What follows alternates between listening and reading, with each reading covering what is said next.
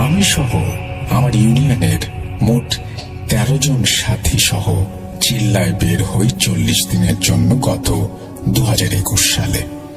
শুরুতে আমাদের রোগ পড়ে গাইবান্ধা জেলার গোবিন্দগঞ্জ উপজেলার দরবস্তু ইউনিয়নে, কিন্তু হঠাৎ করে করোনার দ্বিতীয় ধাপের প্রকোপ শুরু হতেই আমাদের সেখান থেকে চলে আসতে হয়, কারণ অচিরেই লকডাউন শুরু হবে। তাছাড়া করোনার সময় এত দূরের মানুষ এলাকার মুসল্লিরা ভালো চোখে দেখছিলেন না, যা আমরা বুঝতে পারি। তাই 4 দিনের মাথায় টাঙ্গাইল চলে আসি, আর আমাদের নতুন রোগ পড়ে নিজ জেলা আর ভাগ্যক্রমে নিজ থানায়, মানে কালিহাতীতে। কালিহাতীর নাগরপুর ইউনিয়ন, যা সখীপুর থানার সাথে। এক মসজিদ কালিহাতী থানা তো আর এক মসজিদ সখীপুর থানার আওতায় চলে গেছে। এইভাবেই তৈরি হয় আমাদের জামাত। করোনার সময় রমজান মাস, এতদিনে আমাদের 30 দিন পার হয়ে গেছে। কততম মসজিদের ঘটনা তা ঠিক মনে নেই, তবে শেষ পর্যায়ে এটুকু বলতে পারছি, রমজানের শুরু থেকেই আমি আমার আমল বাড়িয়ে দেই জামাতের বাকি সাথীদের থেকে। তখন 20 রমজানের পরের ঘটনা। প্রতিদিনের মতো কোরআন তেলাওয়াত করছে মাঝরাতে, যাতে অন্য সাথী ভাইদের ঘুমের অসুবিধা না হয় তাই ভেবে সবসময় মসজিদের এক পাশে গিয়ে কোরআন তেলাওয়াত করতাম। কিন্তু সেদিন মসজিদের 2 দিকেই সাথীরা ভাগাভাগি করে ঘুমানোর জন্য মসজিদের ঠিক মধ্যবর্তী, মানে মিম্বরের কাছে গিয়ে কোরআন তেলাওয়াত করছি মোবাইলের ফ্ল্যাশ লাইট চালিয়ে। যেহেতু সবাই ঘুমিয়ে গেছে আর আমি প্রতিদিনের মতো তাহাজ্জুদ নামাজ পড়ে ঘুমাবো, তাই মোবাইলের ফ্ল্যাশ লাইট ব্যবহার করা ছাড়া কোনো উপায় নেই, কারণ এত রাতে লাইট জ্বালালে সবার ঘুমের সমস্যা হবে। যদিও মসজিদের ভেতরে ডিজিটাল ঘড়ি থাকার কারণে মসজিদের ভেতরটা ডিম লাইটের মতো আলো দিচ্ছে, আর এতক্ষণে চোখে শুয়ে এসেছে, আলোতে স্পষ্ট সবকিছু দেখতে পাচ্ছি, কিন্তু এই আলোতে কোরআনের অক্ষর দেখা সম্ভব না। তবে বাকি সবকিছু মোটামুটি স্পষ্টই দেখা যাচ্ছে, আর আমার মোবাইলের লাইট এমন ভাবে কোরআন শরীফের উপরে ধরে রেখেছি যার জন্য অন্য কোনো আলো বাইরে যাচ্ছে না, তাই কারোরই ঘুমের অসুবিধা হচ্ছে না। তাছাড়া সব সাথী ভাইরা অনেক দূরে ঘুমিয়ে আছে। মূলত মসজিদটা অনেক বড় ছিল। রাত 12টা পার হয়ে গেছে। হঠাৎ আমার বাঁ পাশ থেকে স্পষ্টত আওয়াজ শুনতে পেলাম, কেউ একজন বলছে, ভাই লাইটটা অফ করলে ভালো হতো। কথাটা একবারই বলেছে, কিন্তু কথাটা শুনে আমি একটু বিরক্তই হলাম, কারণ আমার লাইটের আলোয় কারো অসুবিধা হবার কোনো চান্স নেই। আমি কোরআনের যে আয়াতটা পড়ছিলাম সেই আয়াতটা শেষ করে বাম দিকে তাকিয়ে দেখি সবাই ঘুমে বিভোর, কারো কোনো নড়াচড়া নেই। কথা বলা তো দূরের কথা, বুকের ভেতরটা হঠাৎ করেই মোচড় দিয়ে উঠল। অজানা একটা ভয় বাসা বাঁধল। জানি এই সময় কেউ জেগে নেই, আর আমার সাথী ভাইদের মধ্যে কেউ কথাটা বলেনি। তবুও শিওর হওয়ার জন্য যে দিক থেকে কথাটা এসেছে সেই দিকে, অর্থাৎ প্রশ্নকারীর দিকে তাকালাম। তাকিয়ে ভয়ে ভয়ে জিজ্ঞেস করলাম, কেউ কি আমাকে কিছু বললেন? প্রশ্ন করার সাথে সাথেই বাদিক থেকে আবারও কেউ সুন্দর আর মিষ্টি নম্র স্বরে বলল, জি ভাই, লাইটটা অফ করলে ভালো হতো। এবার আমি শিওর হয়ে গেলাম আমার সাথীদের মধ্যে কেউ কথাটা বললে আমি অবশ্যই বুঝতে পারতাম, কারণ আমার কাছে প্রতিটি কণ্ঠস্বর পরিচিত। তাছাড়া আমি নিজের চোখেই দেখতে পাচ্ছি সবাই ঘুমোচ্ছে। তড়িঘড়ি করে পৃষ্ঠা শেষ করলাম আর মনে মনে ভাবতে লাগলাম, যে কথা বলছে সে মানুষ হোক বা জিন হোক, সে আমার কোনো ক্ষতি করার জন্য কথাটা বলেনি। হয়তোবা আমার এই মেম্বারের পাশে বসে কোরআন শরীফ তেলাওয়াত করার জন্য ওনার সমস্যা হচ্ছে, তাই এখান থেকে সরে গিয়ে ওনার নামাজের সহযোগিতা করলেই হয়তো তিনি আর কিছু বলবেন না। তাই মেম্বারের পাশ থেকে সরে কোরআন শরীফ রেখে নফল নামাজ আদায় করে বিছানায় ঘুমিয়ে পড়লাম। এই ছিল আমার ঘটনা। জানি তেমন ভৌতিক বা গা শিউরে ওঠার মতো নয়, তবে ঘটনাটা আসলেই অন্যরকম এবং তাবলিগ জামাত কেন্দ্রিক। তিনি বলেছেন ঘটনা যদি প্রচারিত হয় তাহলে খুশি হবেন, এই আর কি। এবং তিনি তারপরে সবাইকে ধন্যবাদ জানিয়েছেন। আপনাদেরকে অনেক ধন্যবাদ আমাদের সঙ্গে থাকার জন্য। এবং কৌশিক আহমেদ টাঙ্গাইল থেকে এই ঘটনাটি পাঠিয়েছেন, আপনাকে অসংখ্য ধন্যবাদ। আশা করছি এই ঘটনাটা আপনাদের ভালো লেগেছে। আমরা চলে যাব আমাদের পরবর্তী ঘটনায়।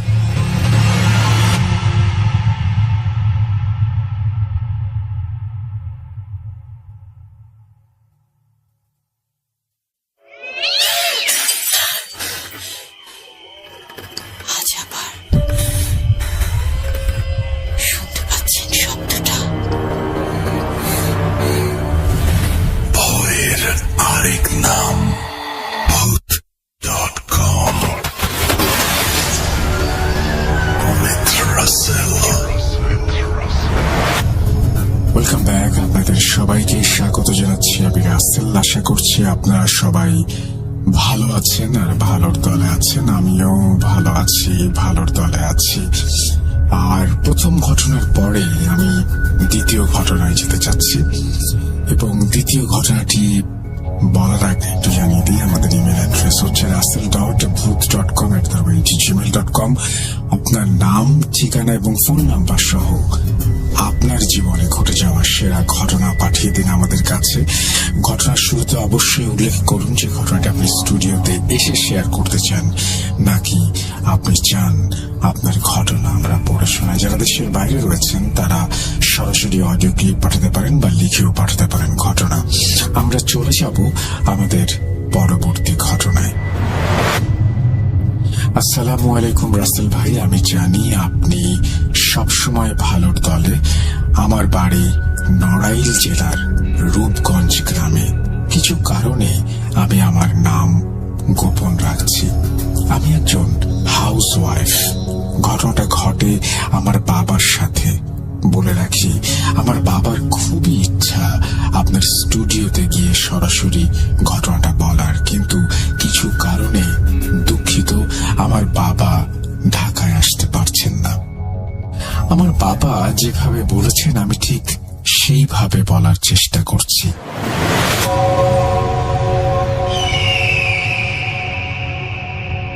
আমি বিয়ে করি 1986 সালে। তখন আমি বেকার, কিছুই করতাম না। আমার স্ত্রী তখন ক্লাস 9-এ পড়তো। বলতে পারেন আমাদের সম্পর্কের বিয়ে ছিল, আর তাই আমার পরিবার থেকে কখনো মেনে নেয়নি। দুইটা কারণ ছিল মেনে না নেয়ার। প্রথমত, আমার স্ত্রীর গায়ের রং ছিল কালো, আর তাছাড়াও আমাদের বয়সের গ্যাপটা ছিল কম। তাই আমার পরিবার থেকে মেনে নেয়নি। আমি আমার স্ত্রীকে অনেক ভালোবাসতাম, তাই নিজেরাই বিয়ে করতে বাধ্য হই। আমি বিয়ে করার পর আমি আমার স্ত্রীকে ঢাকার নারায়ণগঞ্জে কাঁচপুর আমার বড় আপার বাসায় নিয়ে আসি। আমরা 7 ভাই বোন। আমি মেজো।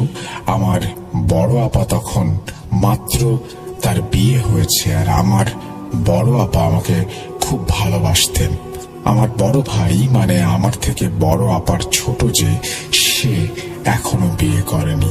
তার আগেই আমি বিয়ে করে ফেলেছি। তাই বাড়ি থেকে সবাই আমার দুলাভাইকে বলল আমাকে যেন জায়গা না দেয়। কিন্তু আমার বড় আপা, আমি আগেই বলেছি যে আমাকে খুব ভালোবাসতো, সে আমাকে ফেরাতে পারেনি। আমি আমার বড় আপার বাড়িতে থাকি। আমার স্ত্রীকে নিয়ে 2-4 দিন এভাবেই কেটে গেল। পরে আমার দুলাভাই আমাকে একটা চাকরি দিল একটা জুট মিলে। নামটা ছিল তাজ জুট মিল। এভাবেই আমি চাকরি শুরু করলাম। আস্তে আস্তে কেটে গেল 6 মাস। হঠাৎ আমার সাথে পরিচয় হলো আমার মেকানিক্যাল ডিপার্টমেন্টের এক ভাইয়ের সাথে।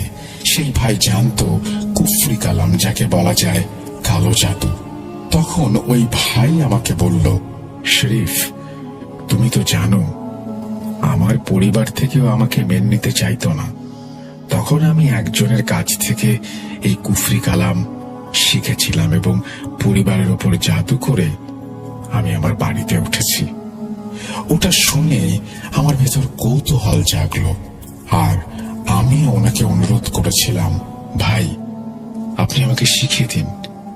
পরে উনি একটা সময় রাজি হলেন আর বললেন, ঠিক আছে, আমাদের যখন ডিউটি হবে তখন তোমাকে শিখিয়ে দেব। আর অন্যদিকে আমার আম্মা করলেন আমার উপরে কালো জাদু, যেন আমি বাড়ি ফিরে যাই আর আমি যেন তাদের সাথে যোগাযোগ করি। হঠাৎ একদিন আপা বলল, আম্মা ফোন দিয়েছিল তোর দুলাভাইয়ের কাছে।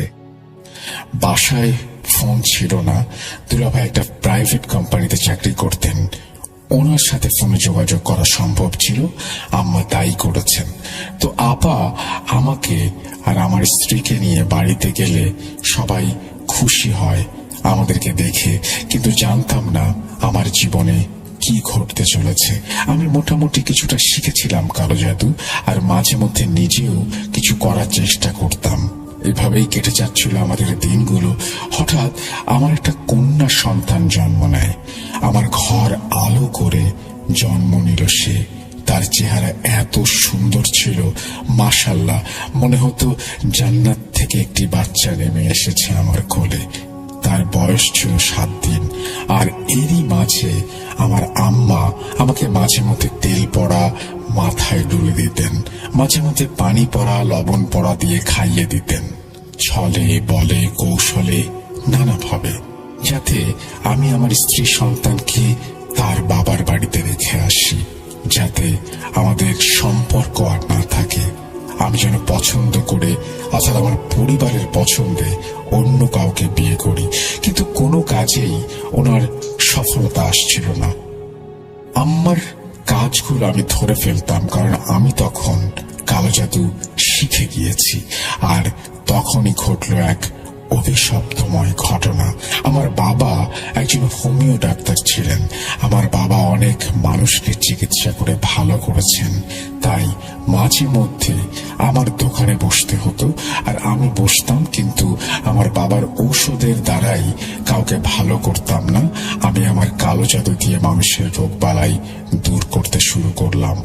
আর এরই মধ্যে কিছু ব্যক্তি জেনে ফেলল আমি কালো জাদু জানি। আমার আম্মা খুব বিরক্ত হয়ে যাচ্ছিল যে তার কোনো কাজই সফলতা পাচ্ছে না কেন। আম্মা জানতে পারল যে ওনার করা কালো জাদু আমার করা কালো জাদুর কাছে হেরে যাচ্ছে, তাই উনি আরো চেষ্টা করলো শক্তিশালী কোনো কিছু করার। আর এদিকে হঠাৎ করে আসলো আমার কাছে একজন ব্যক্তি, এসে বলল, ভাই শুনেছি তুমি নাকি কালো জাদু পারো। আমার মেয়ে চলে গেছে পাশের গ্রামের একটা ছেলের সাথে। আমি চাই আমার মেয়ে যেন সেই ছেলেকে ভুলে আমার কাছে চলে আসে। তুমি একটু উপকার করো ভাই, তোমারও তো মেয়ে আছে।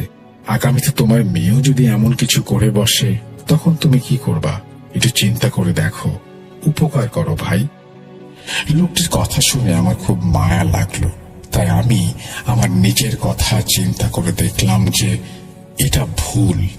আজ সেই মেয়েটা তাকে ভালোবাসে বিধায় তার কাছে গেছে, যেমন আমার স্ত্রী আমার কাছে এসেছিল জীবনের সবকিছু ত্যাগ করে। কিন্তু কি করব, মায়াও লাগছিল লোকটির কান্না দেখে, আবার রাগও হচ্ছিল।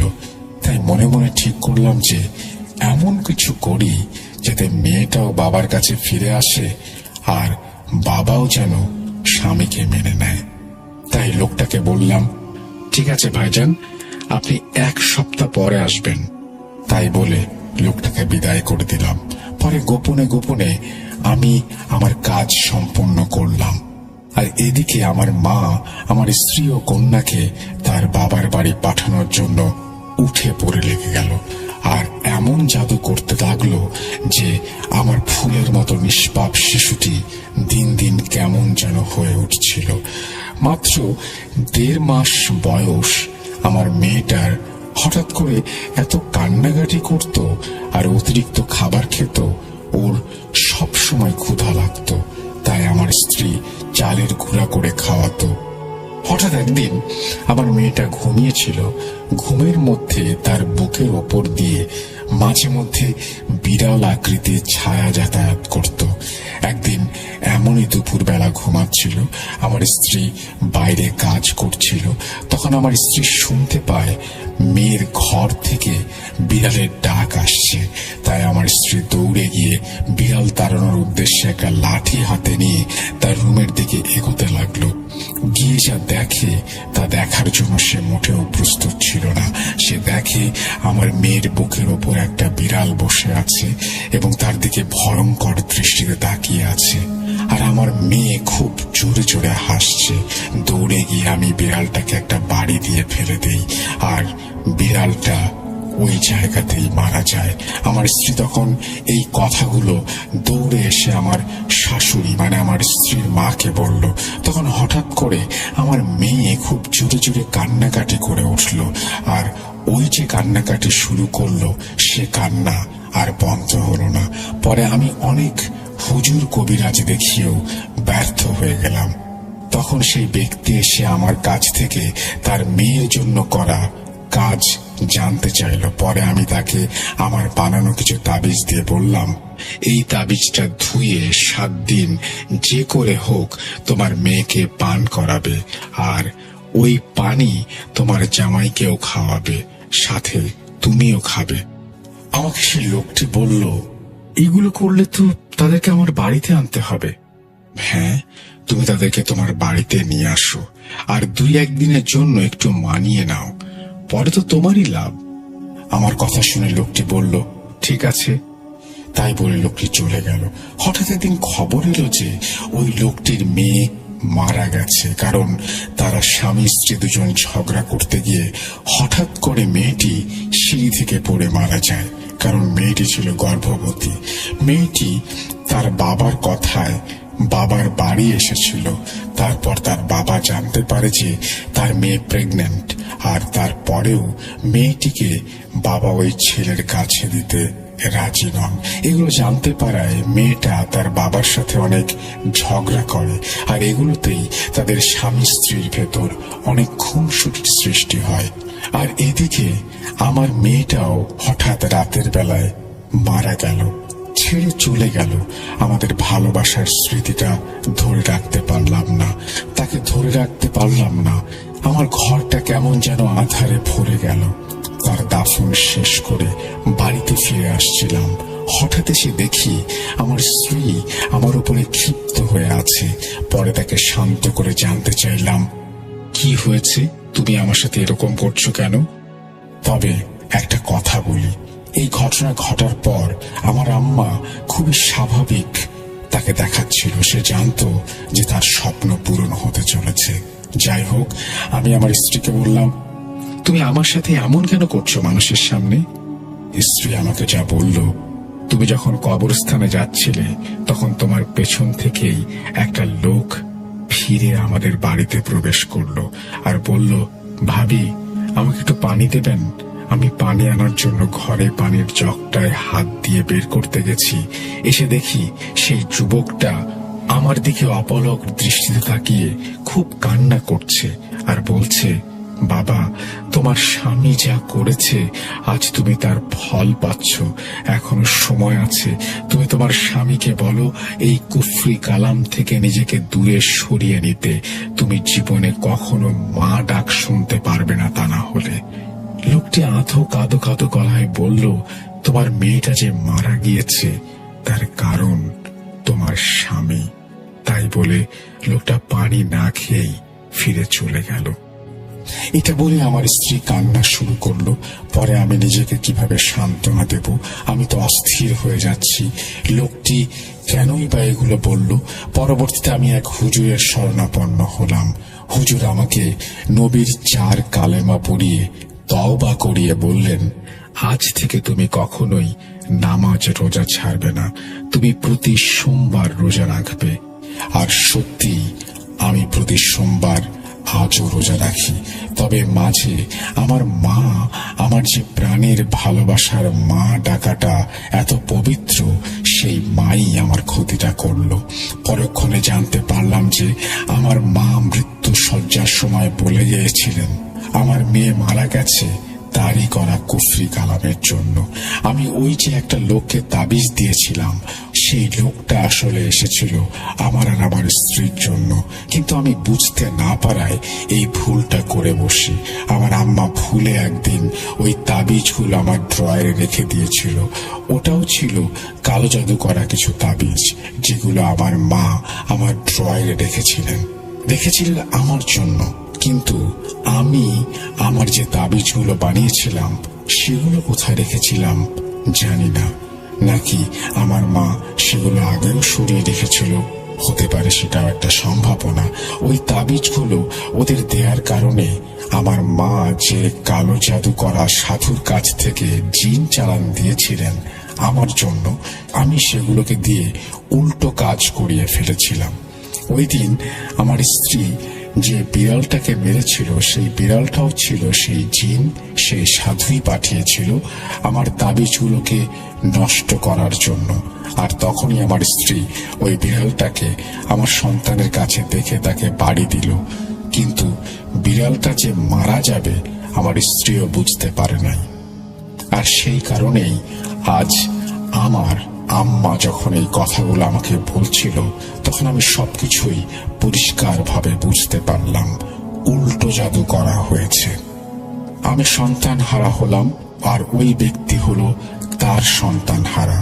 আর তারপর থেকে আজ আমার দুটো কন্যা সন্তান হয়েছে, কিন্তু অবাক করা বিষয় হলো যে আমার সেই প্রথম কন্যা সন্তানের মতো আমার দ্বিতীয় কন্যা সন্তানটা ছিল দেখতে একই রকম। আমার দ্বিতীয় কন্যা সন্তান আজও সেদিন তাকে আমি বলতে পারি না যে আমার ছোট্ট একটা ভুলের কারণে দুইটা মায়ের কোল শূন্য হয়ে গেছে। হ্যাঁ, একটু কথাগুলো যেন আমার একটু অগোছালো ভাবেই লেখা, কিন্তু ঘটনার বিষয়বস্তু আমি বুঝতে পেরেছি। আমি যেটুকু বুঝলাম যে আপনি নিজেও কুফরি কালাম শিখেছিলেন, এবং সেই কুফরি কালাম শেখার কারণে আপনার কাছে মাঝে মধ্যে মানুষজন বিভিন্ন রকমের সাহায্য নিতে আসতো। আমি এখন এইমাত্র বই পড়ে বুঝতে পারলাম যে সেই বিড়ালটা বাচ্চার উপরে দেখেছিল আপনার ওয়াইফ। প্রথমে তাই বোঝা যাচ্ছিল, একটা সময় মনে হয়েছিল সেখানে আপনার উপস্থিতি, আপনি সেখানে যান এবং বিড়ালটাকে তাড়িয়ে দেন, কিন্তু পরে বুঝতে পারলাম যে না, আপনার ওয়াইফই বিড়ালটাকে সেদিন তাড়িয়ে দিয়েছিল বা আঘাত করেছিল এবং বিড়ালটি সেখানে মারা গিয়েছিল। কোনো একভাবে আপনার ওই ভদ্রলোককে দেয়া তাবিজ ওলট পালট হয়ে যায়। তার মানে হচ্ছে যে আপনি আসলে ওই লোকটাকে দেওয়ার জন্য তাবিজ ড্রয়ারে রেখেছিলেন, সম্ভবত আপনার মা সেই তাবিজগুলো সরিয়ে নিয়ে যান, এবং আপনার যে তাবিজগুলো ওই লোকটাকে দেওয়ার কথা সেই তাবিজটি আপনি ওই ভদ্রলোককে আসলে দিতে পারেননি। আপনার মা আপনাকে তাবিজ করার জন্য যে তাবিজগুলো ড্রয়ারে রেখেছিল সেই তাবিজগুলোই আপনি ওই লোকটাকে দেন, যার কারণে তার মেয়েও যেমন মারা যায়, অন্যদিকে আপনার মেয়েও মারা যায়। উল্টো জাদুর একটা কথা বলছেন, এই উল্টো জাদুর ব্যাপারটা নিয়ে আমি এর আগেও ঘটনা পেয়েছি, এবং উল্টো জাদু ব্যাপারটা খুবই ভয়ঙ্কর এবং খুবই অন্যরকম। আপনাদের অন্যরা যারা শুনছেন তাদের কাছে যদি উল্টো জাদু রিলেটেড কোনো ঘটনা থাকে আমাদের পাঠিয়ে দেবেন। আর আমি বলবো যে লেখার সময় যদি আপনারা নিচে পড়েন এবং যদি আপনারা দাড়ি কমা এগুলো একটু মেনটেইন করেন, তাহলে আমার জন্য পড়তে অনেক সুবিধা হয়। অনেক সময় আমি বুঝতে পারি না, যেমন এই লেখাটা বুঝতে পারছিলাম না শব্দ গঠন বা বাক্য গঠনের জন্য। তারপরেও আমরা অনেক দারুণ দারুণ ঘটনা পাই, এবং আমরা সাধারণত ঘটনা এডিট করি না। তার কারণ হচ্ছে আমরা যেভাবে আপনি পাঠান সেই ভাষায় আপনাদেরকে শোনাতে চাই, তাহলে সেই অরিজিনাল ব্যাপারটা থাকে। যাই হোক, আপনারা আমাদেরকে আরো ঘটনা পাঠান, আমরা অপেক্ষা থাকবো আপনার ঘটনার জন্য। আমি চলে যাচ্ছি আমাদের পরবর্তী ঘটনায়।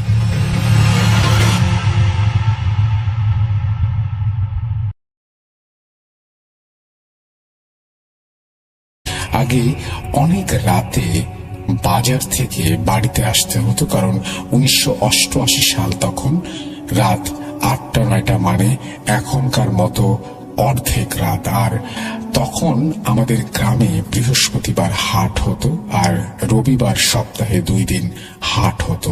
আমাদের অনেক বাঁশ ঝাড় ছিল গ্রামে, তাই অনেক ফসলাদি হতো। আমি প্রায় আমাদের ক্ষেত থেকে হোগলা কেটে ও বাঁশ কেটে বৃহস্পতিবার হাটে বিক্রি করতে যেতাম। ঠিক তেমনি একদিন ফলের সময় অনেক কাঁঠাল গাছ, আম গাছ, তাল গাছ হওয়ায় সেই বছর অনেক ফল হয়েছে। একবার আমার বড় ছেলে সেনাবাহিনীর চাকরি করত, সে কুমিল্লা ময়নামতি ক্যান্টনমেন্টে ছিল। তার একটি কন্যা সন্তান জন্ম হয়েছে, তাই শুনে খুব খুশি হলাম যে আমার নাতনি হয়েছে। ময়নামতি ক্যান্টনমেন্টে হওয়ার কারণে তার নাম রাখা হলো ময়না। তাই তাকে দেখতে যাব বলে ভাবলাম। ছেলেকে জানাবো না ভাবলাম, জানালে হয়তো ছেলে বলবে বাবা এটা ওটা এনো। আর এমনিতে আমি খুব কাজকে ভয় পেতাম। পৃথিবীতে আমার মতে আমি শুধু কাজকে ভয় পেতাম, অন্য কিছু নয়।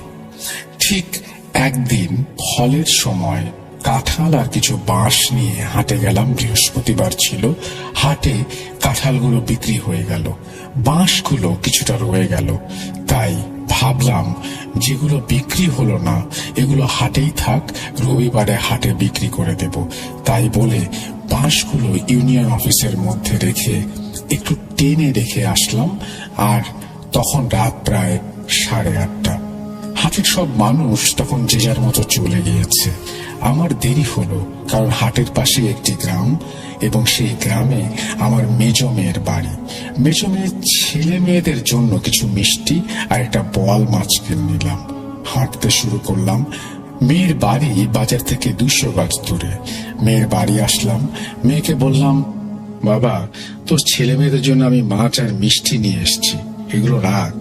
মেয়ে বলল না বাবা তুমি মিষ্টি দিয়ে যাও, তোমার নাতিরা খাবে, কিন্তু তুমি ওই বোয়াল মাছ রেখো না, কারণ বোয়াল মাছ আমি খাই না, তোমার নাতিরাও খায় না, তো রেখে কি করব? তাই শুনে মেয়ের কাছ থেকে মাছটা নিয়ে হাঁটা শুরু করলাম। তখন তো গাড়ি ঘোড়ার কোনো হদিশ ছিল না, রাত বাজে 9টা। এখনকার মতো তো আর না। তাই ভাবলাম তাড়াতাড়ি যাওয়া যাক, যেই ভাবা সেই কাজ। রাস্তা দিয়ে গেলে অনেক দেরি হবে, তাই ভাবলাম বিল আড়াআড়ি ভাবে হাঁটা শুরু করি। বিলের মধ্য দিয়ে গেলে অনেক সহজে বাড়ি পৌঁছানো যায়। জ্যোৎস্না রাত, ভাবলাম ভালোই হবে।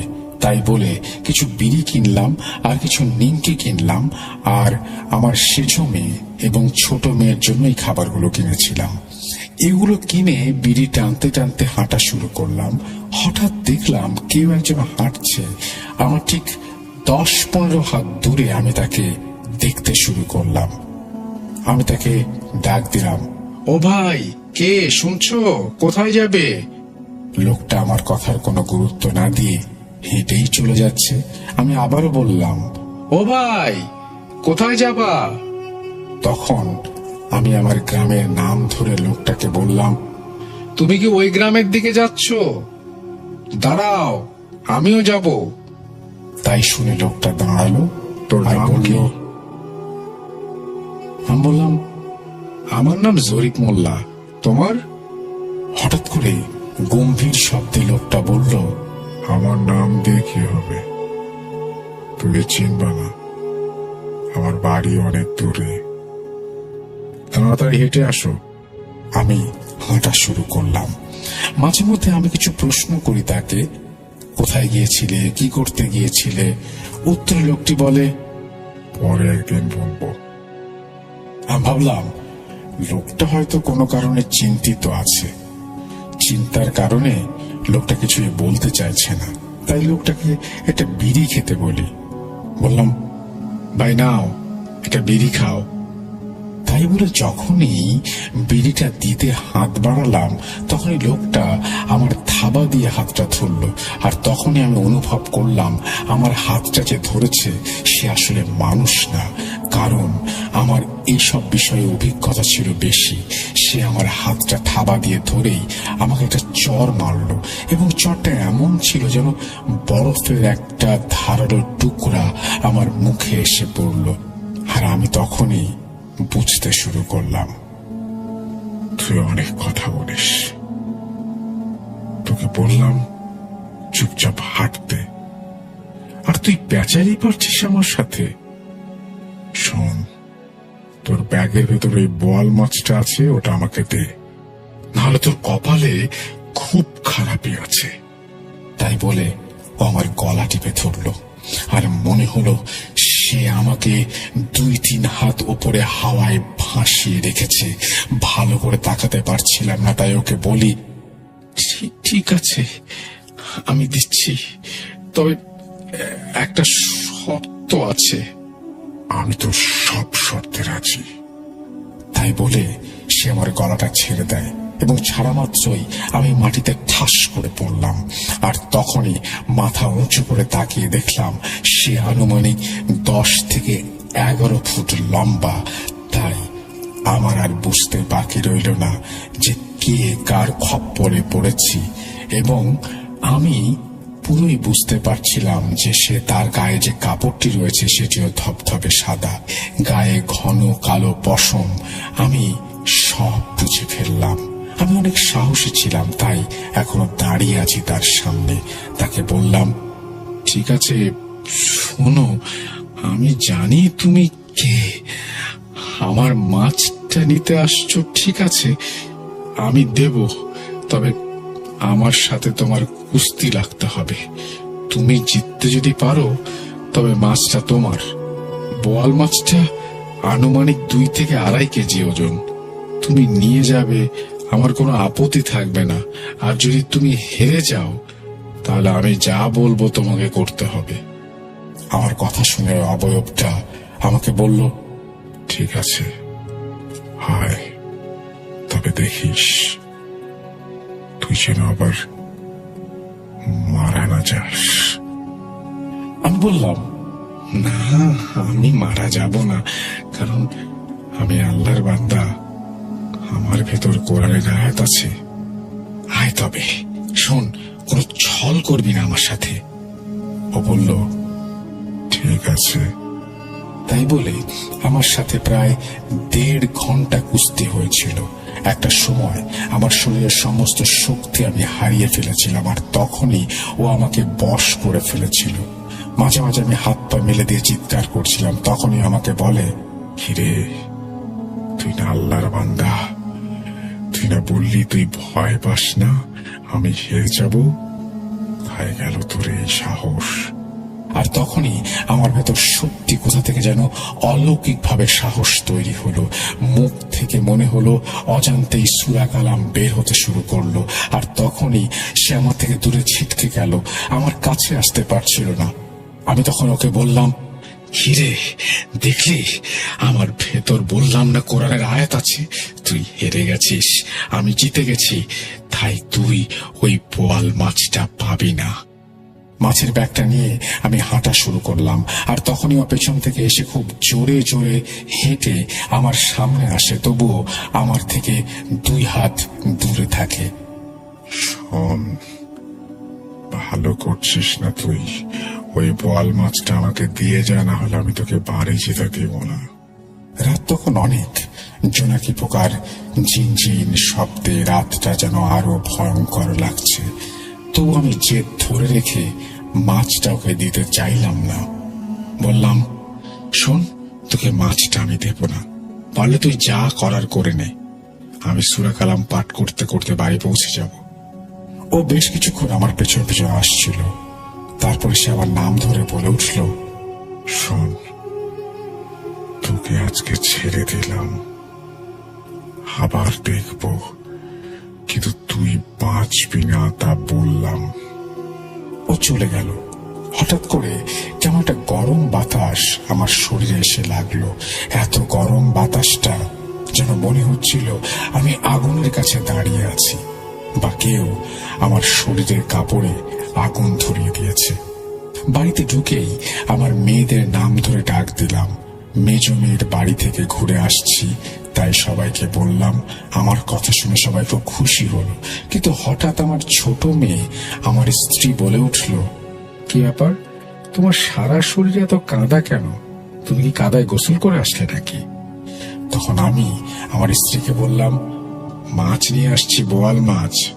মেজমের বাড়ির জন্য কিনেছিলাম, কিন্তু বলল ওরা খায় না। আমি কি জানি যে মাছ নিয়ে ফিরে আসতে হবে? নাও, এখনই রান্না করো। সবার চোখ মুখে তখন ঘুম, তবু আমার স্ত্রী, আমার সেজ মেয়ে বলল, ঠিক আছে, রান্না করে আনছি, তুমি গোসল করে আসো। আমি আমার ছোট মেয়েকে সাথে করে নদীতে গেলাম গোসল করতে। বলে রাখা ভালো, আমার বাড়ির উঠোনের সামনেই নদী ছিল। বাড়ির পাশ দিয়ে বয়ে গেছে নদী। সেই নদীতে আমি আমার ছোট মেয়েকে হারিকেন হাতে নিয়ে দাঁড় করিয়ে রাখলাম। বাবা দাঁড়াও, একটা ডুব মেরে আসি। মেয়েটা আমার তখন ছোট, তাও বলল, তুমি যাও, আমি দাঁড়াচ্ছি। মেয়েটার বয়স 8 বা 9 বছর। আমি যখনই নদীতে ডুব দিলাম, তখনই কেউ একজন আমার ঘাড় ঘেঁষে মনে হচ্ছিল আমাকে কাদার নিচে নিয়ে যাচ্ছে। আর তখনই আমার হাতে কেমন যেন একটা পায়ের ধাক্কা পেলাম। আমি সূরা কালাম আবারও পড়তে শুরু করলাম। তারপর আস্তে আস্তে আমার শরীর কেমন যেন ভার হয়ে গেল। তখন আমার মেয়েটাকে রেখেই আমি নদী থেকে বাড়ি চলে আসি। কিভাবে আসলাম জানি না, তবে 10-15 মিনিট পর আবার মেয়েটা কাঁদতে কাঁদতে এসে আমার স্ত্রীকে বলল, মা, বাবা কই? গোসল করতে গিয়ে ডুব দিল নদীতে, আর ওঠে নাই, তুমি তাড়াতাড়ি আসো। মাছটা মাত্র কেটেছে আমার স্ত্রী, তখন আমার স্ত্রী রান্না ফেলেই দৌড় দিয়ে বের হয়ে গেল।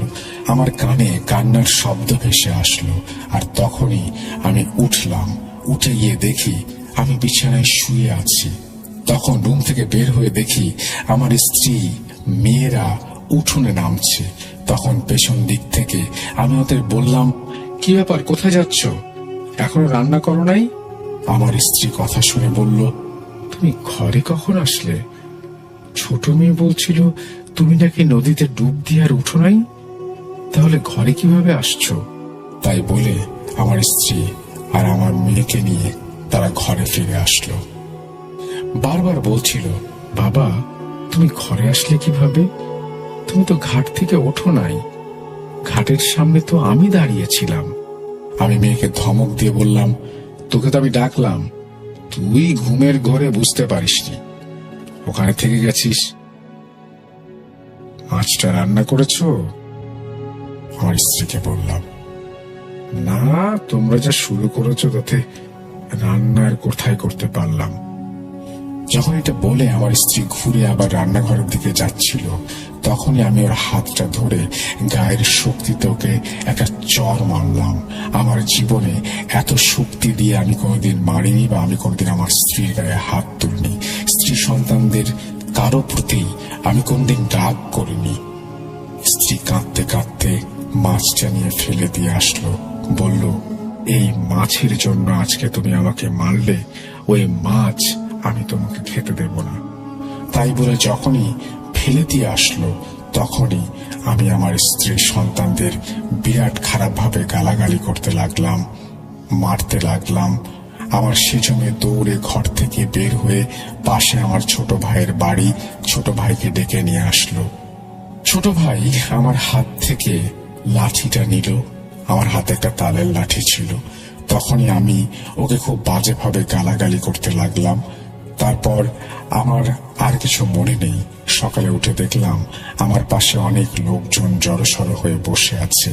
আমি এদের সবাইকে দেখে একটু অবাক হলাম, আর উঠে বসে আমার পাশে থাকা ছোট ভাইকে জিজ্ঞাসা করলাম, কিরে, কি হয়েছে? তোরা সবাই আজ এখানে এভাবে আমাকে দেখছিস, আগে দেখিসনি কখনো? তারপর আমার ছোট ভাই যা বলল, মিয়া ভাই, তোর রাতে কি হয়েছিল?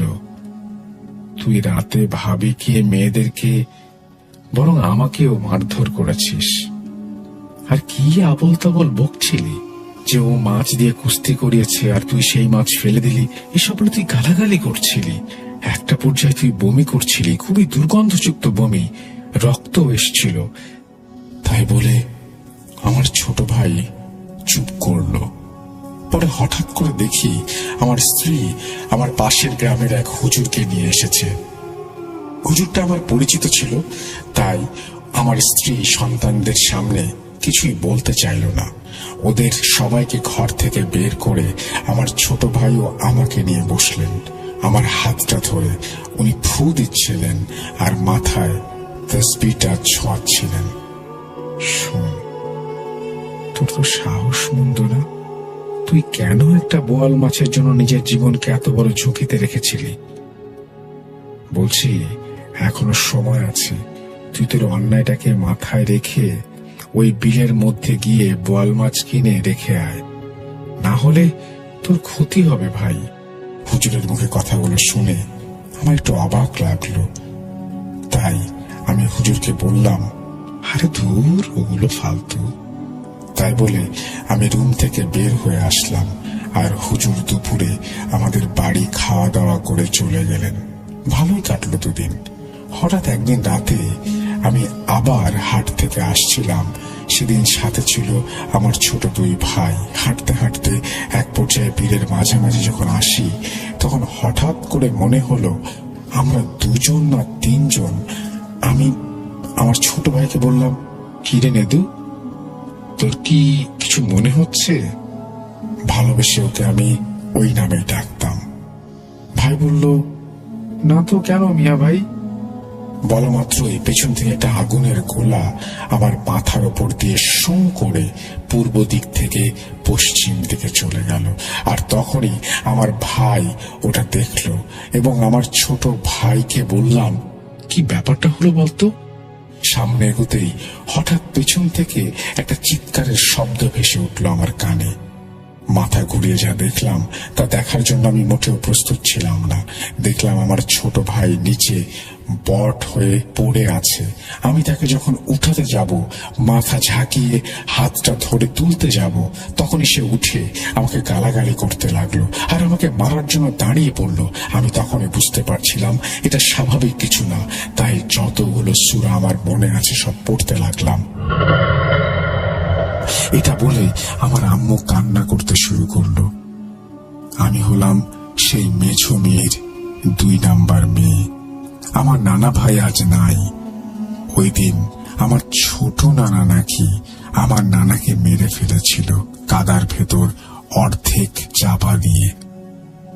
আম্মুর কাছ থেকে গল্পটা শোনা, তবে ছোট নানা বড় নানাকে মেরে ফেলেছিল তার জন্য 3 বছর আমার ছোট নানার জেল হয়েছিল। হঠাৎ একদিন আমার নানি স্বপ্নে দেখেছিল যে আমার নানা ভাই ওনাকে বলছে ওনার ছোট ভাই নাকি ওনাকে মারে নাই, ওনার ওপর জিনের আসর হয়েছিল। তাই ছোট নানাকে যেন জামিন করানো হয়। ওই স্বপ্ন আমার নানি পরপর 3 দিন দেখেছিল। তারপর আমার নানি কোর্টে গিয়ে নড়াইল ঘর থেকে মামলা উঠিয়ে নেয় এবং আমার নানাকে মুক্ত করে নিয়ে আসে। রাসেল ভাই, গণনা শেষ করলাম। লেখায় ভুল ত্রুটি হলে ক্ষমা সুন্দর দৃষ্টিতে দেখবেন। এই ঘটনাটা আপনি পাঠিয়েছেন বলে আপনাকেও ধন্যবাদ। এবং তিনি তার নামটা বলেছেন, কিন্তু তার নামটা তিনি গোপন রাখতে বলেছেন। সুতরাং আমি অবশ্যই আপনার নামটা গোপন রাখছি এবং আপনার নামটা আমি কাউকে জানতে দিচ্ছি না। Thank you very much. আপনি যে কষ্ট করে আমাদের ঘটনা পাঠিয়েছেন সেই জন্য। আশা করছি আপনার ঘটনা সবার ভালো লেগেছে। যদি ভালো লাগে তাহলে নিজেকে ধন্য মনে করব।